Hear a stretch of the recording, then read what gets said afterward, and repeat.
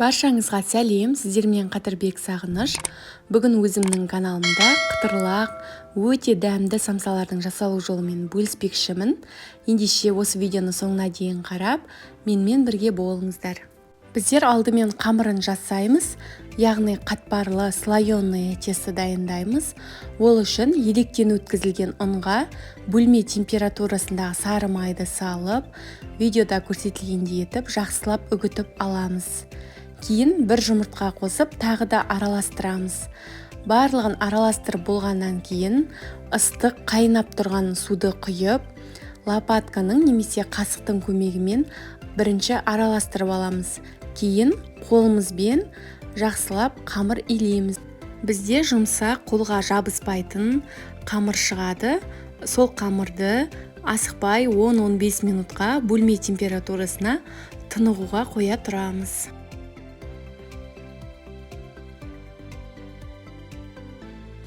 Біздің қамырымыз 15 минуттай бөлме температурасында тұрды. Енді теңдей екі бөлікке бөліп, бешбармақтың нанын илегендей жұқалап қамыр жаямыз.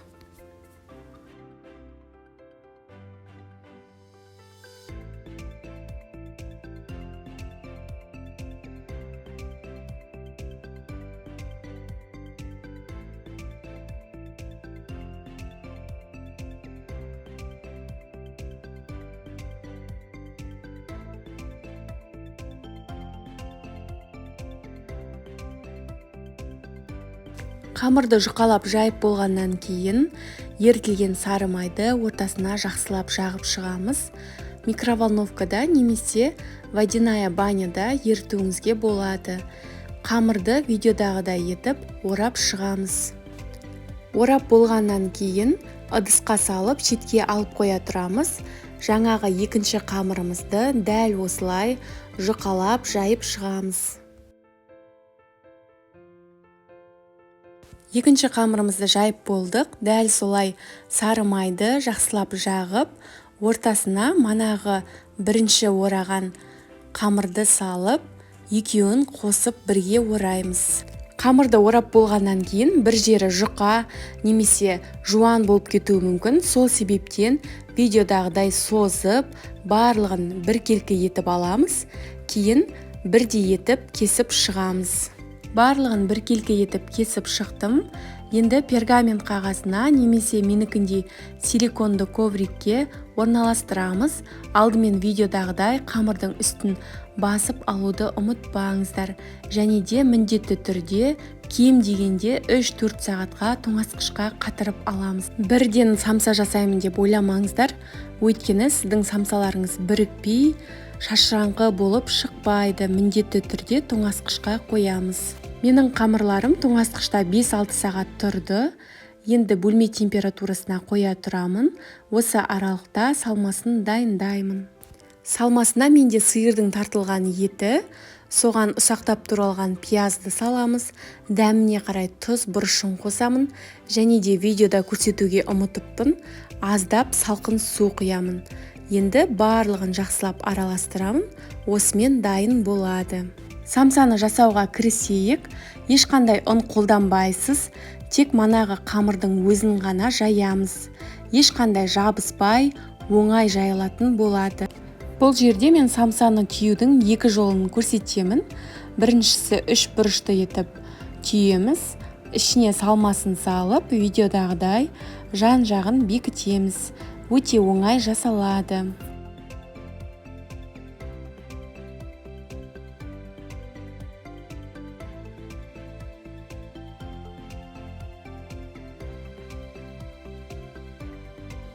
Бұл жерде екінші түрі, дәл жаңағыдай етіп қамырды жаямыз.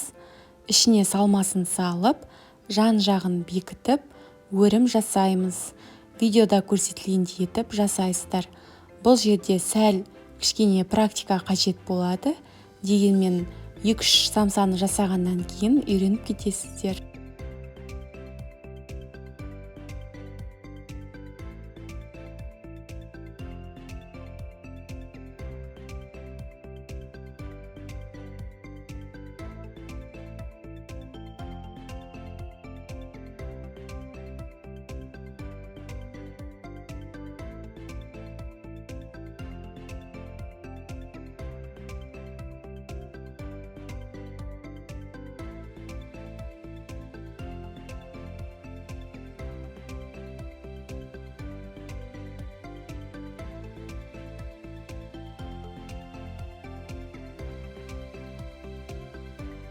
Дайын болған самсаларды противеньге пергамент қағазын төсеп орналастырамыз, және де жұмыртқаның саруызын жағып, үстіне кунжут сеуіп қалауыңызша қызып тұрған пешке 180 градусқа 35-40 минутқа пісіріп аламыз.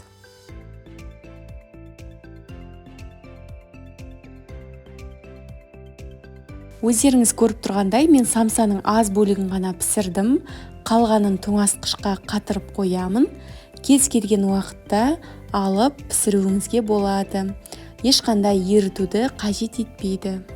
Осымен менің самсаларым дайын болды. Қызарып, иісі бұрқырап, қытырлақ болып шығады. Өте дәмді.